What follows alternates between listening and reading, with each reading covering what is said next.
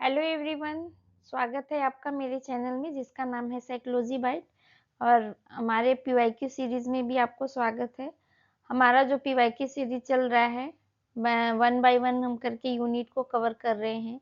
हमने अब तक यूनिट 1, यूनिट 2 और यूनिट 3 कवर कर लिया है। यूनिट 4 चल रहा है और यूनिट 4 में भी हम पार्ट 1, पार्ट 2 और पार्ट 3 ऑलरेडी कवर कर चुके हैं। ये पार्ट 4 है और ये लास्ट पार्ट है बायोलॉजिक बेसिस का।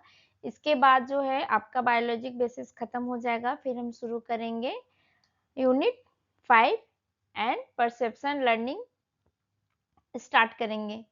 तो क्वेश्चन देखते हैं। क्वेश्चन 1 में कहता है the somatic nervous system function with the help of which nerves. यानी ये कहता है कि सोमैटिक नर्वस सिस्टम में कौन सी नसों की मदद से काम करता है। Cranial nerve, spinal nerve, cranial and spinal nerve, ganglion neuron and cranial neuron. तो सोमैटिक नर्वस सिस्टम को कंट्रोल करता है, किसको कंट्रोल करता है? वॉलंटरी मूवमेंट को कंट्रोल करता है। और cranial nerves and spinal nerves जो हैं ये दोनों इसमें इन्वॉल्व होते हैं। दे मैनेज सेंसरी यानी the right answer is option number C.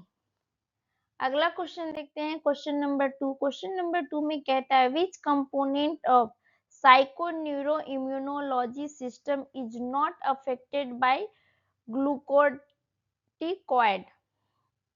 यानी कहता है ग्लूकोकॉर्टिकॉइड्स जो है वो साइकोन्यूरोइम्यूनोलॉजी का कौन सा प्रोसेस है जिससे वो प्रभावित नहीं होता है। Posterior pituitary, T cell, B cell and hippocampus. तो इसका जो राइट आंसर है वो है पोस्टीरियर पिट्यूटरी ग्लैंड। ग्लूकोकोट्राइड्स जो है प्रतिरोधक कोशिकाओं और हिप्पोकैम्पस पे प्रभाव डालते हैं, लेकिन पोस्टीरियर पिट्यूटरी को सीधे प्रभावित नहीं कर पाता है। The right answer is option number ए।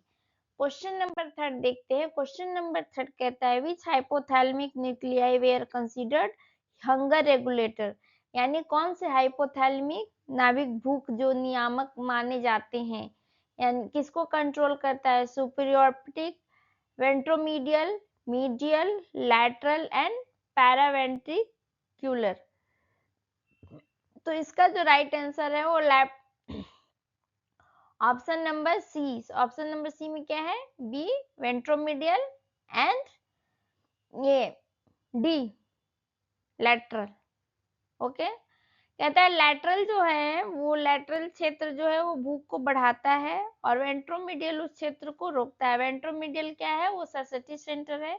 जब हम खाना खाते हैं और जब हमारी पेट भर जाती है तो ये सिग्नल देता है कि अब हम पूरी तरह हमारा पेट भर चुका है, अब खाने की जरूरत नहीं है। दोनों ही भूख को क्या करते हैं? भूख कंट्रोल करने का मेन जो है प्रमुख केंद्र है, सेंटर है। The right answer is option number C, B and D. अगला क्वेश्चन देखते हैं। क्वेश्चन 4 में कहता है identify the posterior pituitary hormones. Posterior pituitary hormones कौन सा है? Thyrotropin, FSH, oxytocin, LH, vasopressin, कौन सा है? पोस्टीरियर पिट्यूटरी क्या रिलीज करता है? वो 2 हार्मोन्स को रिलीज करता है from hypothalamus, oxytocin and vasopressin. The right answer is option number C and E. Oxytocin and vasopressin.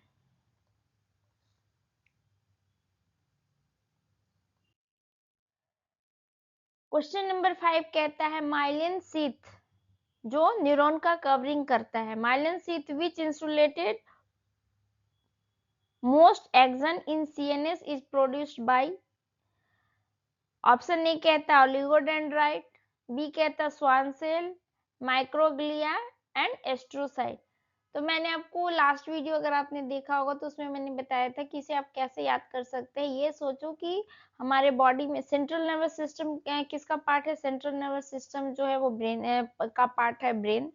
और ब्रेन हमारे बॉडी में सबसे बड़ी चीज है। और इसे कैसे याद कर सकते हो कि ओलिगोडेंड्राइट जो है इसका वर्ड बहुत बड़ा है, तो इसका जो आंसर होगा वो ओलिगोडेंड्राइट होगा। The right answer is option number A, oligodendrite. और स्पाइनल से क्या कौन करता है, जो पीएनएस को कौन कंट्रोल करता है, पीएनएस का कवरिंग जो होता है वो स्वान सेल करता है। ओके, क्वेश्चन नंबर 6 कहता है the largest structure in the limbic system is. Limbic system जो है हमारे ब्रेन में, उसका सबसे बड़ा लार्जेस्ट स्ट्रक्चर कौन सा है? Hippocampus, cingulate gyrus, fornix, amygdala. तो सिंगुलेट जाइरस जो है वो extensive cortical area forming a major part of the limbic system. The right answer is option number B. Cingulate gyrus क्या है? लिम्बिक सिस्टम का सबसे बड़ा भाग है और वो क्या करता है? भावनाओं एवं संज्ञानात्मक नियंत्रण में महत्वपूर्ण भूमिका निभाता है। भावनाओं यानी sensation, sensory process and cognitive process. Okay, अगला क्वेश्चन कहता है question number 7, which is an impairment of language functioning caused bye brain damage. यानी लैंग्वेज फंक्शनिंग में कौन सा ब्रेन के कौन सा पार्ट अगर मस्तिष्क के कारण भाषा कार्य में कमी आ जाता है, क्या होगा वो? कौन सा टर्म होगा? अग्रेफिया, अमनेजिया, अफेजिया या ऑटिज्म। ऑटिज्म तो एक ये मेंटल रिटार्डेशन है, एंड अफेजिया जो है इससे रिलेटेड होता है। अफेजिया में क्या होता है कि भाषा से रिलेटेड जो होता है प्रॉब्लम होता है। अगला क्वेश्चन कहता है question number 8, an EEG record during NREM sleep so which wave. यानी एनआरईएम में नॉन रेम नींद के दौरान में ईईजी की कौन सी तरंगें दिखती है? Delta, alpha, theta, beta. इसका जो राइट आंसर है वो डेल्टा है, क्योंकि डीप नॉन रेम स्लीप में क्या होता है, डीप स्टेज में जाते हैं। तो स्टेज 3 और स्टेज 4 स्पेशली जो होता है वो क्या होता है, स्टेज 3 और स्टेज 4 होता है। स्टेज 3 एंड स्टेज 4 में क्या होता है, हमारा जो ये है prominently so slope and high amplitude data well indicating restorative sleep. Okay, अगला क्वेश्चन देखते हैं क्वेश्चन नंबर 9 कहता है human retina contains approximately. Human retina में लगभग कितने फोटो रिसेप्टर होते हैं? 6 million rods, 120 million cones, 6 million cones and 120 million rods, 6 million rods and 120 million cones. इसका जो राइट आंसर है वो है 6 million cones and 120 million rods. Okay, rods क्या कहते हैं? रोड की संख्या अधिक होती है, क्यों होती है? क्योंकि ये जो है किस चीज में हेल्प करता है? It help in dim light vision and cone are fewer are control colour vision. Cone को कैसे याद कर सकते? कोन सी फॉर कोन और C for colour and R for rod and R for रात या नाइट, ऐसे समझो। तो रोड किसके लिए रिस्पॉन्सिबल होता है? रोड जो होता है वो विजन के लिए होता है, डिम लाइट के लिए होता है, और कोन जो होता है वो कलर से रिलेटेड होता है। ओके, नेक्स्ट क्वेश्चन देखते हैं क्वेश्चन नंबर 10 में कहता है trace the sequence of following prolonged stress exposure. ये सीक्वेंस वाला क्वेश्चन है। कहता है लंबे समय तक तनाव के संपर्क के बाद घटनाओं का सही क्रम क्या होगा? अगर आप काफी लंबे समय तक एक स्ट्रेस लेते हैं तो आपका जो बॉडी में क्या चेंजेस होता है, क्या स्ट्रेस कैसे ट्रिगर होता है? तो स्ट्रेस ट्रिगर होता है एसीटीएच रिलीज होता है विच स्टिमुलेट ग्लूकोकॉर्टिकॉइड्स। ओके, तनाव जो है एसीटीएच को बढ़ाता है, जो क्या करता है ग्लूकोकॉर्टिकॉइड्स को एक्टिव करता है। इसके असर से क्या होता है, प्रतिरक्षा कोशिका सक्रिय होता है और लॉन्ग टाइम इसके इफेक्ट से क्या होता है, हिपोकैम्पस भी डैमेज हो जाता है। तो the right answer is option number C, यानी DABEC। डी में क्या होगा, एसीटीएच पहले रिलीज होगा, देन क्या होगा, ग्लूकोकॉर्टिकॉइड्स रिलीज होगा, और उसकी वजह से फिर क्या होता है, उसकी वजह से आपको हिपोकैम्पस सेल जो है डिजेनरेट हो जाएगा, and then and B cell क्या होगा, एक्टिवेट होगा, और लास्ट में क्या होता है हमारा कि ये हिपोकैम्पस, ये सॉरी ये जो होगा, एक मिनट, ऑप्शन सी नहीं, बी इज द थर्ड ना, this one is third, this one is 4 and last one is hippocampus cell degenerate. Okay, next देखते हैं क्वेश्चन नंबर 11 कहता है correct sequence of auditory information processing, यानी श्रवण सूचना या ऑडिटरी इंफॉर्मेशन प्रोसेसिंग का करेक्ट सीक्वेंस क्या होगा। Inferiority colliculus receive information processing, cochlear nuclei and olivary nuclei receive information, medial geniculate nucleus receive information, D कहता है organ of cortical send info to the brain and primary auditory cortex receive info। तो primary auditory जब ये क्या करता है, कॉर्टिक receive info कब करेगा, सबसे लास्ट में होगा, दिस वन इज लास्ट, ये इसका लास्ट प्रोसेस होगा। पहले क्या होता है, साउंड जो है वो एक्टिवेट होता है किसमें, ऑर्गन ऑफ कॉर्टिक में। ओके, ऑर्गन ऑफ कॉर्टिक में क्या होगा, send info into the brain, this one is 1, and फिर क्या होगा, cochlear nuclear olivary nuclear receive information, ये इंफॉर्मेशन रिसीव करेंगे और इससे कहा जाएगा, इसमें जाएगा इंफीरियर कोलिकुलाई में, और इंफीरियर कोलिकुलाई से कहा जाएगा, एमजीएन में जाएगा,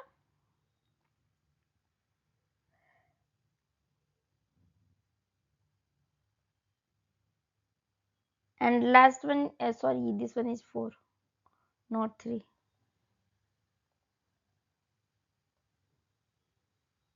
and we primary auditory cortex receive information, the right answer is C, DBANCE। अगला क्वेश्चन कहता है question number 12, trace the pathway of the visual information processing, यानी दृष्टि संरचना, उसके पहले पूछा था ऑडिटरी और इसमें पूछता है विजुअल इंफॉर्मेशन प्रोसेसिंग का सही सीक्वेंस क्या होगा या पाथवे क्या होगा।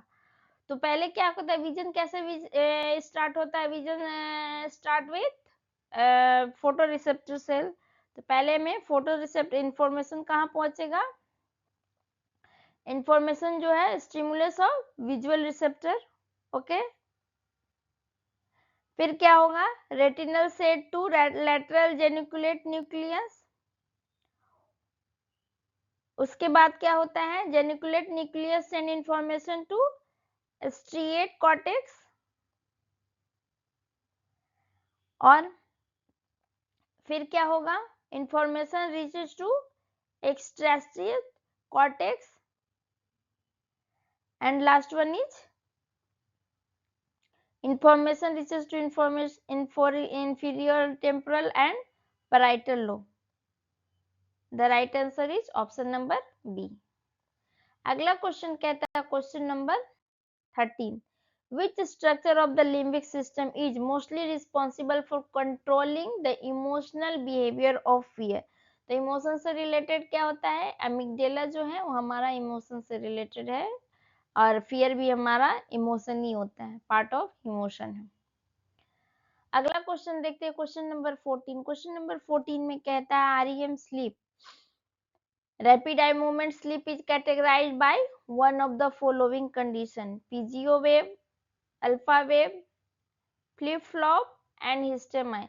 तो पीजीओ वेव जो है इसका राइट आंसर होगा। पीजीओ वेव क्या करता है, पीजीओ वेव आरईएम स्लीप की मेन जो है पहचान होती है, और पोन्स और जेनिकुलेट ऑक्सीपिटल क्षेत्र से उत्पन्न होते हैं, जो कि क्या करते हैं, आरईएम स्लीप में और तेज नेत्र गति से जुड़ी होती है। The right answer is PG wave. अगला क्वेश्चन कहता है क्वेश्चन नंबर 15, a genetic inability to metabolism amino acid phenylalanine lead to one of the following condition. तो फिनाइल कीटोन्यूरिया जो है, फिनाइल कीटोन्यूरिया में क्या होता है कि एक मेटाबॉलिक डिसऑर्डर होता है जिसमें फिनाइल एनिलाइन जो होता है वो ब्रेक नहीं हो पाता है, और इसका ट्रीटमेंट नहीं होने से क्या होता है कि व्यक्ति को कॉग्निटिव इम्पेयरमेंट और डेवलपमेंट डिले जैसा प्रॉब्लम होता है। The right answer is option number 2 D. Question number 16 कहता है brain lesion of subcortical regions produce by passing electrical current through an insulated electrode is called, यानी सब cortical क्षेत्र में इंसुलेटेड इलेक्ट्रोल से जो विद्युत प्रभाव पास कर बनाई गई मस्तिष्क क्षति को क्या कहते हैं? Excitotoxic lesion, radio frequency lesion, sham lesion, excitatory lesion. तो इसको कहते हैं radio frequency lesion. Radio frequency lesion क्या करता है? वो रेडियो फ्रिक्वेंसी लीजन में क्या करते हैं, हाई करंट जो है सप्लाई करते हैं, और उससे क्या होता है ब्रेन के विशिष्ट पार्ट को हम क्या करते हैं, उसको डिस्ट्रॉय कर देते हैं। अगला क्वेश्चन देखते हैं, question number 17। What is the sequence of steps involve in conducting radio frequency lesion by using stereotactic apparatus? Stereotactic apparatus जो है उसका प्रयोग करके रेडियो फ्रिक्वेंसी लीजन बनाने के लिए उसका क्रमिक चरण क्या है, सीक्वेंस क्या है?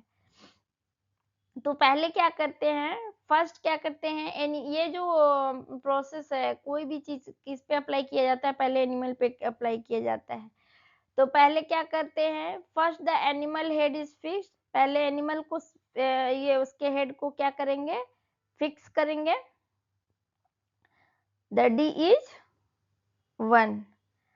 फिर क्या करते हैं, फिर drill a hole in the skull of the rat using coordinates from the stereotactic एथलस।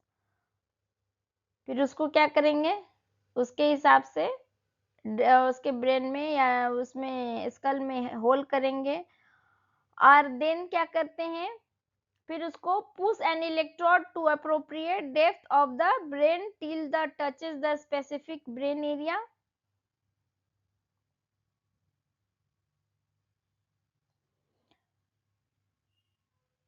And then pass the radio frequency current through the tip of the insulated electrode to the brain area. And last one is close the hole on the skull of a rat and provide appropriate medical treatment. अब brain open किया, उसे बंद तो करना पड़ेगा ना। The right answer is option number C.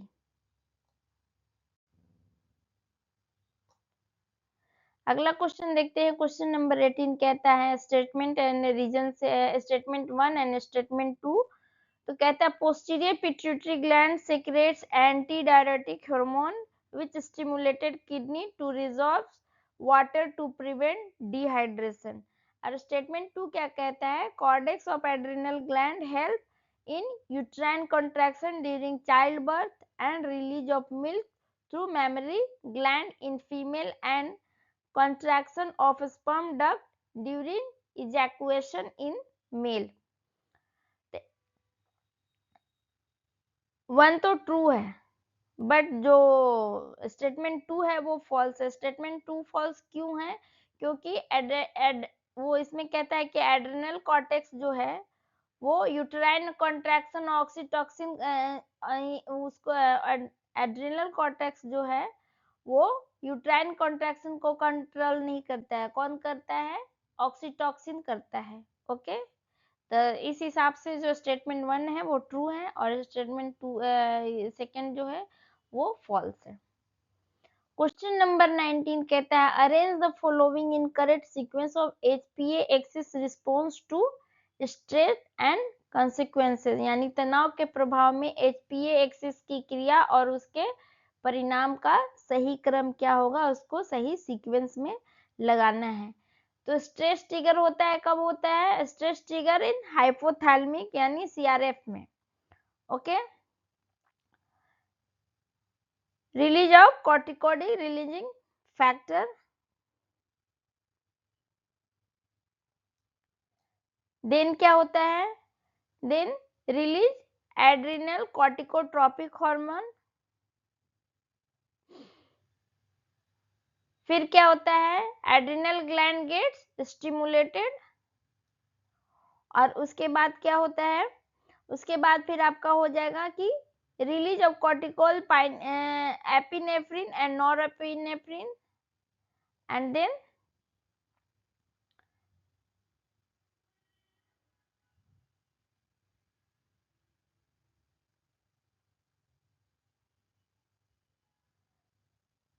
आपका ये होगा 1 2 3 4 एंड फिफ्थ कौन सा बच गया? जो आपका फिफ्थ होगा वो है option number D. Option number D तो सब में है. Release of glucose from the liver and muscle. This one is last option. Okay, the right answer is option number 3. फिर नेक्स्ट क्वेश्चन देखते हैं, क्वेश्चन नंबर 20. क्वेश्चन नंबर 20 में कहता है given below are two statement, one is labelled as assertion and other is labelled reason. तो assertion में क्या कहता है? Allostasis is a process of adaptation to acute stress by releasing stress hormones in the event of challenge with a goal to restore the homeostasis. And reason में क्या कहता है? HPA axis gets activated in the event of stress. In the light of the above statement, choose the most appropriate answer of the option given below. तो इसमें क्या होता है? एलोस्टेसिस जो क्या है? Allostasis describe adaptive hormone responses to stress to maintain stability and activation of the HPA axis. और reason में क्या कहता है कि primary mechanism that explain how allostasis hormone are released so are correctly explained. यानी एलोस्टेसिस हार्मोन का जो प्रक्रिया है और HPA एक्सिस जो है वो सक्रिय होना ही हार्मोन प्रक्रिया प्रदान करता है, इसलिए आर इसका जो है वो सही एक्सप्लेनेशन है. The right answer is both R true and R is the explain correctly explain. अगला क्वेश्चन देखते हैं, क्वेश्चन नंबर 21 पीनियल ग्लैंड से रिलेटेड है. कहता है कि पीनियल ग्लैंड में क्या होता है? हेल्प इन या पीनियल ग्लैंड का वर्क क्या है? Help increase the blood calcium level, secrete a hormone called melatonin, is located in epithalamus, secrete hormones called parathyroid and calcitonin, is used to be known as the third eye. क्या होगा इसका right answer? तो pineal gland क्या secrete करता है? Pineal gland secrete करता है melatonin. The option B is the सही right. And is located, pineal gland is located in epithalamus, ये भी सही है. एंड ये क्या करता है? It is use to be third eye. The right answer is B C and E. Okay, क्योंकि it does not parathyroid and calcitonin, those are parathyroid and thyroid function. Okay, question number 22 कहता है the area responsible for interaction between frontal temporal and motor area in order to produce speech is called. यानी भाषा उत्पन्न करने के लिए frontal temporal और motor क्षेत्रों के बीच संवाद के लिए उत्तरदायी क्षेत्र को क्या कहते हैं? Primary auditory cortex, Broca area, Sperry area या वर्निके एरिया. तो ब्रोका एरिया क्या करता है? वो ब्रोका एरिया जो है frontal motor plan frontal lobe में है, और मोटर प्लानिंग एंड टेम्पोरल जो है language processing and motor region to coordinate speech production. तो इसके हिसाब से जो लैंग्वेज प्रोडक्शन में कौन सा पार्ट ये करता रोल करता है? प्रोडक्शन में जो है ब्रोका करता है, और वर्निके जो है अंडरस्टैंडिंग में रोल करता है. ओके, अगला क्वेश्चन देखते हैं, question number 23 match the following से है. Match list 1 with match list 2. List 1 में क्या है, पार्ट्स ऑफ नर्वस सिस्टम दिया हुआ है, लिस्ट 2 में इसका फंक्शन दिया हुआ है। हाइपोथैलेमस, हिप्पोकैम्पस, अमिगडाला या सिंगुलेट कॉर्टेक्स। तो हाइपोथैलेमस क्या करता है, hypothalamus regulate touch pressure and hypothalamus जो है टेम्परेचर को, थर्स्ट को और हंगर को कंट्रोल करता है। और हिप्पोकैम्पस क्या करता है, form long term declarative memories. तो ए का क्या होगा, ए का 2, बी का 3, सी का 1 एंड डी का 4। The right answer is option number 4। Amygdala क्या है, amygdala handle fear responses and cingulate cortex support the selective attention and working memory. The right answer is option number 3। अगला क्वेश्चन देखते हैं, question number 24। Question number 24 में कहता है the disorder where an extra sex chromosome in the 23rd pair resulting in XXY producing a male with reduced masculine characteristics resulting in enlarged breast and obesity and excessive heights is called। तो यानी कहता है कि जब अगर उन विकारों में से जब 23rd पेयर में क्या होता है, एक्स्ट्रा एक्स आ जाता है, तो उसको क्या कहते हैं, तो उसे कहते हैं क्लिनफिल्टर सिंड्रोम कहते हैं। क्लिनफिल्टर सिंड्रोम में क्या करता है, इसमें ये अगर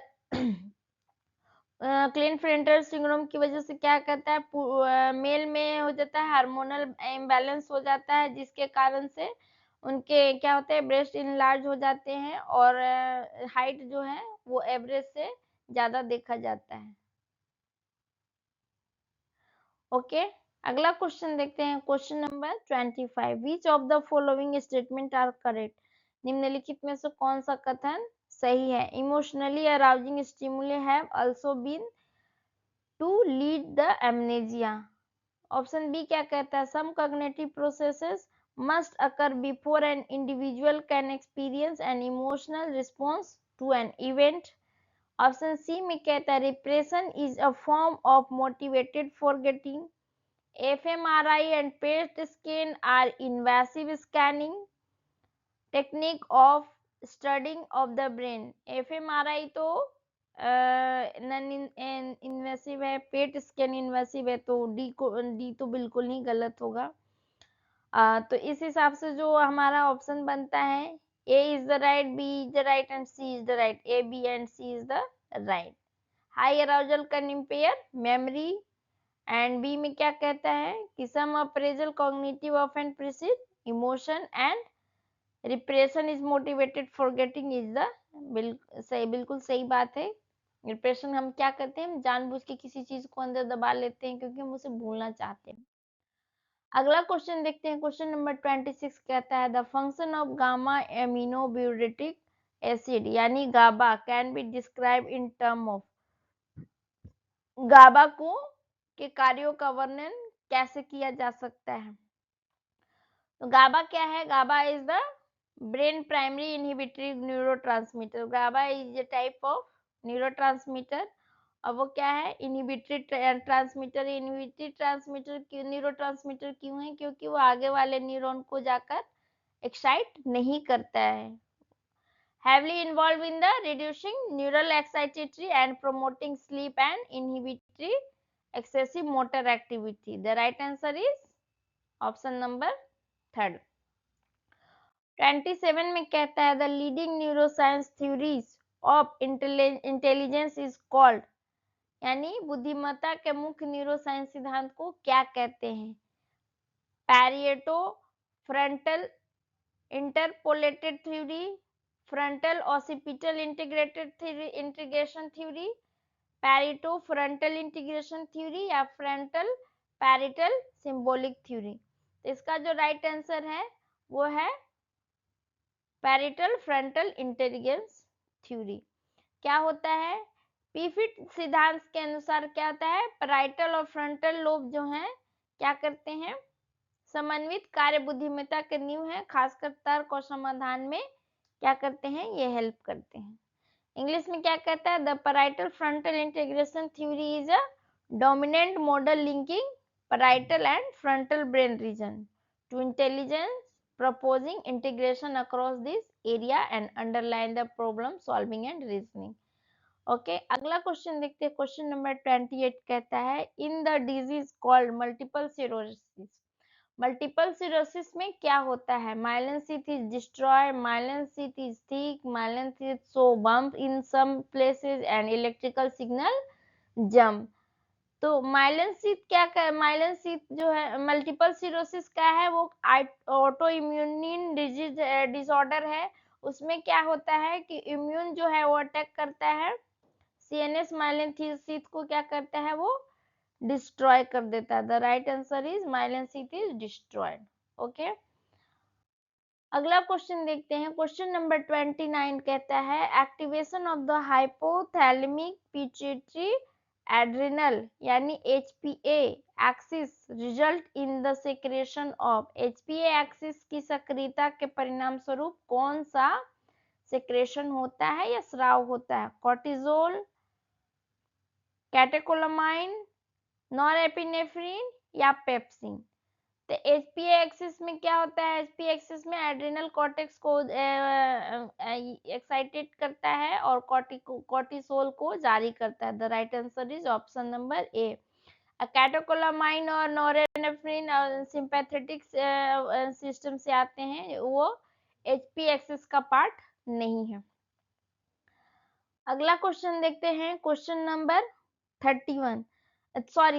Which of the following neurotoxin are used to produce selective chemical lesion in the study of brain behavior relationship? यानी ब्रेन व्यवहार अध्ययन में चयनात्मक रासायनिक क्षति बनाने के लिए कौन से न्यूरोटॉक्सिन का उपयोग किया जाता है?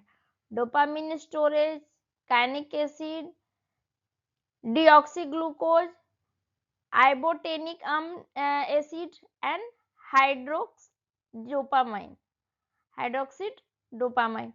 The right answer is option number 2 B, D and E.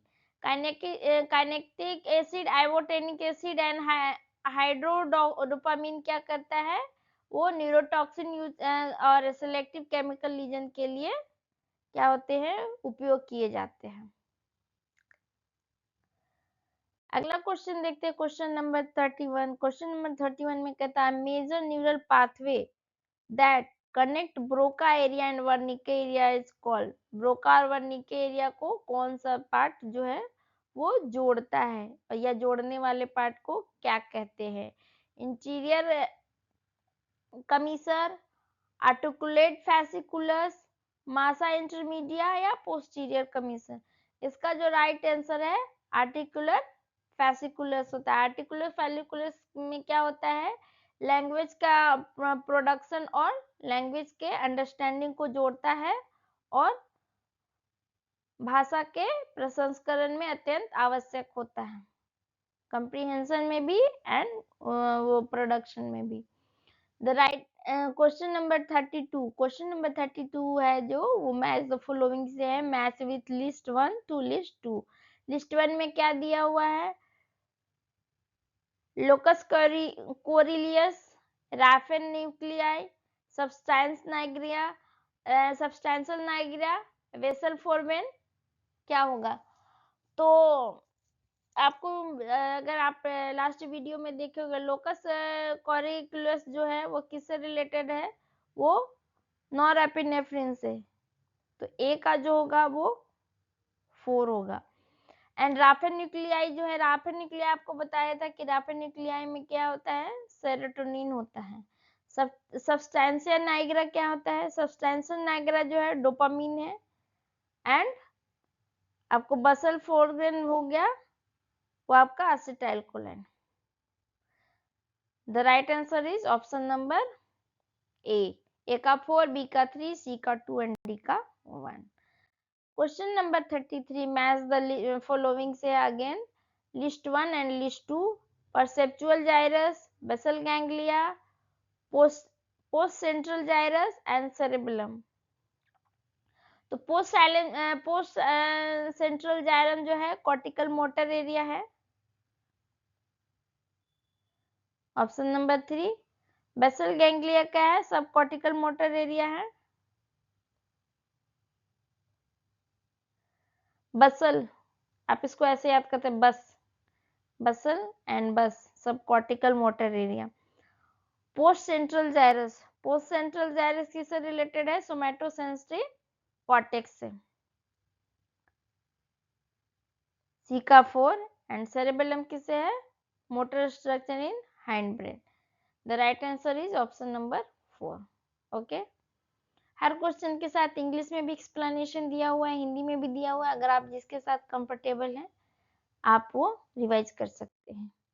Question number 34, question number 34 कहता है choose the correct sequence of neural structure involve in synaptic transmission, यानी सिनेप्टिक ट्रांसमिशन में शामिल न्यूरॉन संरचनाओं का सही क्रम क्या होगा? Post synaptic membrane, synaptic vesicle, terminal button, synaptic cleft. तो क्या होता है, पहले जो होता है सिग्नल कहाँ पहुंचता है? टर्मिनल बटन में पहुंचता है, और टर्मिनल बटन से क्या होता है? फिर वेसिकल रिलीज न्यूरोट्रांसमीटर,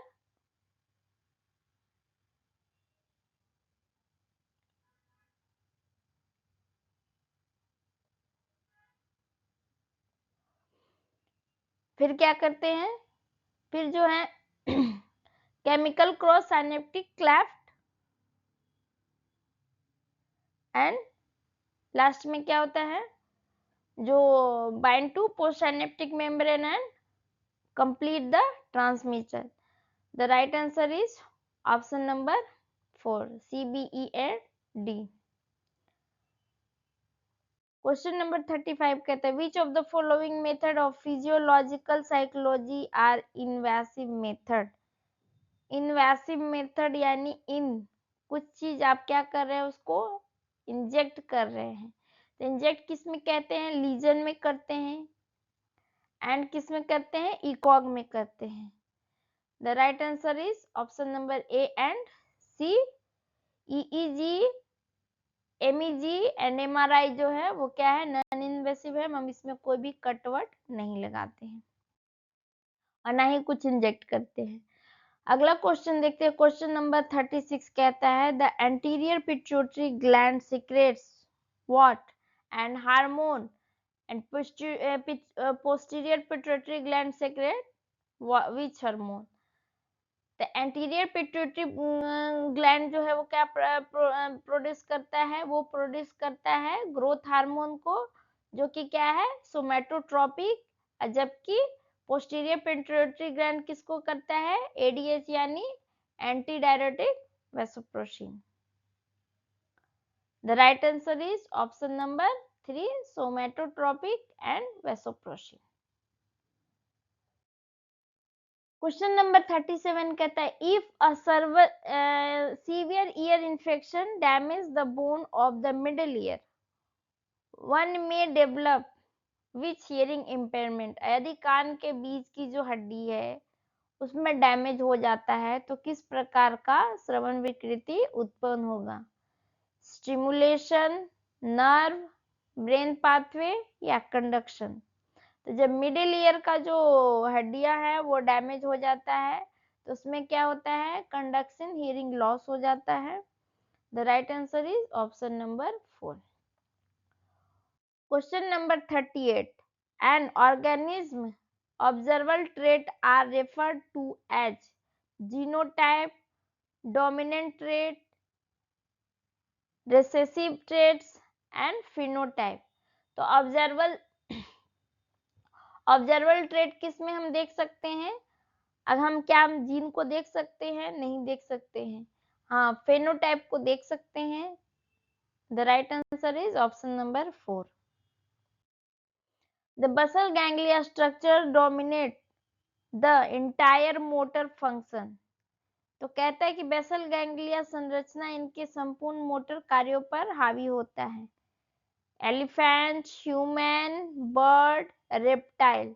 तो बर्ड एंड रेप्टाइल क्या करते हैं? बर्ड और रेप्टाइल में जो है वो मोटर क्रिया क्या होता है? अधिकतर होता है स्वचालित और पैटर्न पे आधारित होता है।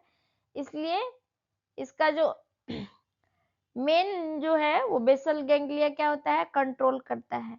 The right answer is option number 2 C and D, यानी बर्ड एंड रेप्टाइल। अगला क्वेश्चन है क्वेश्चन नंबर 40। क्वेश्चन नंबर 40 में कहता है match the following, synaptic plasticity, LTP यानी लॉन्ग टर्म पोटेंशिएशन, न्यूरोट्रांसमीटर या न्यूरोजेनेसिस। तो साइनेप्टिक प्लास्टिसिटी क्या करता है, साइनेप्टिक प्लास्टिसिटी जो है refers to adaptability of neural connection. तो 1 का जो क्या होगा, 1 का है 2, 1 का 2 किस ऑप्शन में, 1 का 2 ऑप्शन 1 में भी है और ऑप्शन 4 में भी है। फिर आगे हम देखते हैं, आगे कहता है कि long term potentiation. Long term potentiation में क्या कहता है, लॉन्ग टर्म पोटेंशिएशन में strengthening of the synapse and neurotransmitter or chemical messenger. Okay, the right answer is B का 1, strengthening of neural connection and through repeated. And neurotransmitter क्या है, neurotransmitter है chemical messenger है। तो इसका जो राइट आंसर होगा सी का होगा 3 एंड डी का 4। न्यूरोजेनेसिस क्या है, growth of new neuron in certain part of the brain. The right answer is option number 1। अगला क्वेश्चन देखते हैं क्वेश्चन नंबर 41। क्वेश्चन नंबर 41 में ये कहता है the most recent reported evolutionary development of the brain conversion has 2 main region. मस्तिष्क की संरचनात्मक वैलनों का हाल में विकसित हिस्सा 2 मुख्य क्षेत्रों से बना हुआ है, dorsal portion, ventral portion, gyri and circle. तो ब्रेन कन्वोल्यूशन जो है वो उसमें 2 पार्ट कौन से हैं, एक जायरी होता है और एक सर्कल होता है। सल्काई जो होता है वो क्या होता है, सल्साई वो ग्रूव होता है, बम्प। एंड जायरी क्या कहते हैं, जो उसका डाउन पेस होता है। The right answer is option number 4 C and D. अगला क्वेश्चन देखते हैं question number 42। Arrange the sequence of central nervous system. Central nervous system को अरेंज करना है उसे लेयरिंग में, ड्यूरामेटर, सबआर्कनॉइड और cerebrospinal and arachnoid. The right answer is option number 2। पहले क्या होता है, पहले आएगा ड्यूरामेटर, सारे ऑप्शन में ही देखिए option A and A D जो है वो 2 ऑप्शन में है। ड्यूरामेटर आएगा, फिर आर्कनॉइड आता है एंड देन सब आर्कनॉइड एंड लास्ट में जो है आपका वो है सेरेब्रोस्पाइनल फ्लूइड, लेकिन इसे पियामीटर या पायामीटर भी कहीं कहीं दिया हुआ रहता है। The right answer is option number 2। Question number 43 कहता है protein that bind to DNA and influence the extent to which genes are expressed are called. यानी जो प्रोटीन डीएनए से जुड़कर जीन अभिव्यक्ति को प्रभावित करते हैं उन्हें क्या कहते हैं, transcription factor, replication, translation and genetic recombination. तो इसका जो राइट आंसर है वो ट्रांसक्रिप्शन फैक्टर होगा। ट्रांसक्रिप्शन फैक्टर में क्या होता है, ट्रांसक्रिप्शन फैक्टर रेगुलेट करता है किसको, जीन एक्सप्रेशन को और binding to specific DNA region. The right answer is option number 1।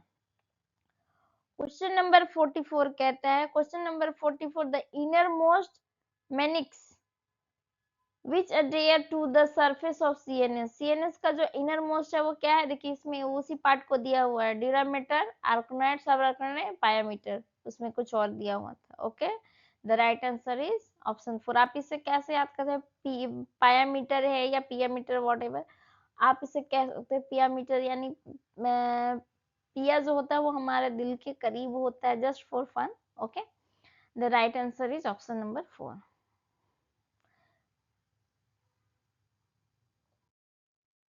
Question this one is question, next question देखते हैं। Epileptic seizure can be consequence of head trauma, nose running, eye flu and brain tumour. Nose running और eye flu से मिर्गी के दौरे या एप्लेटिक scissor का क्या कनेक्शन हो सकता है? कोई कनेक्शन नहीं हो सकता, ये तो बिल्कुल इजी है। Head trauma and brain tumour will affect. The right answer is option number A and D. अगला क्वेश्चन देखते हैं, which domain of the biopsychology study the psychological affect of brain damage in human patients.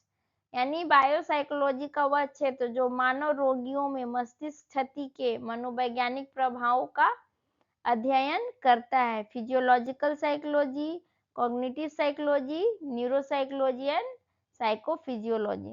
तो इसका right answer क्या है? Neuropsychology, क्योंकि neuropsychology ही है वो किस पे फोकस करता है कि हमारा brain injury and memory and behaviour, cognition and emotional function जो है सबको स्टडी करता है। अगला क्वेश्चन देखते हैं, which of the neuron part are in correct sequence? Dendrite, cell body, axon, end brush and terminal button. तो पहले क्या होता है, इंफॉर्मेशन कैसे जाता है? इंफॉर्मेशन जो हमारे फ्लो होता है पहले डेंड्राइट को मिलता है, डेंड्राइट क्या करता है, सेल बॉडी को देता है, सेल बॉडी से एक्सॉन में जाता है और एंडब्रस में मिलता है, लास्ट में टर्मिनल बटन पे पहुंचता है। The sequence is A B C D E. Okay, the right answer is option number 2. अगला क्वेश्चन देखते हैं। सॉरी, क्वेश्चन इतना ही है। तो आज की वीडियो में इतना ही था और हमारा इस तरह से बायोलॉजी जो बायोलॉजिकल बेसिस है वो खत्म हो गया है और हमारा नेक्स्ट यूनिट शुरू होगा, यूनिट नंबर 5। और मैं आपको बता दूं 2012 से 2025 तक की जितने भी PYQ हैं मैं सारे ही कवर कर रही हूँ। कोई चांस नहीं है कि आपको कोई भी PYQ छूटेगा। अगर आप ये कवर कर लेते हो तो आपकी तैयारी को एक अच्छा मुकाम मिलने वाला है। तो वीडियो को लाइक कर दे और चैनल को सब्सक्राइब कर दे for more information and more updated video. Thank you for watching. Keep learning, keep studying.